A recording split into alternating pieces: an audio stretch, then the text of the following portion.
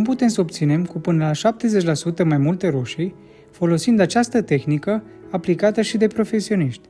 Spre deosebire de celelalte plante, cum ar fi dovleceii sau pepenii, polenizarea tomatelor este foarte simplă, deoarece florile roșilor conțin atât partea feminină cât și masculină. Plantele de tomate reușesc chiar și fără niciun ajutor să polenizeze, nu cu mare succes însă, având o producție de aproximativ 30% din potențialul lor. Însă cu ajutorul polenizatorilor, acestea pot să-și dubleze producția.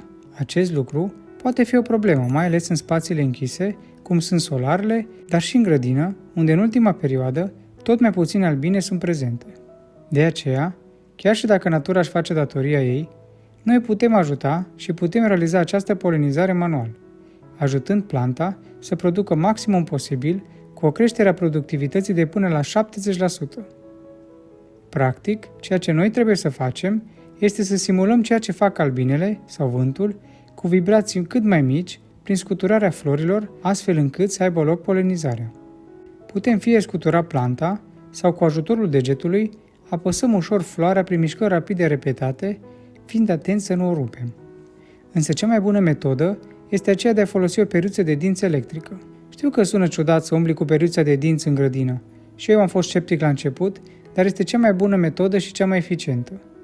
Trebuie doar să atingem fiecare floare cu periuța, astfel încât aceasta, prin vibrațiile produse, va simula exact vibrațiile produse de albine și va avea loc polenizarea. Este aceeași metodă pe care o folosesc și profesioniștii, însă în capăt au un cap rotund, dar ca și bază este la fel.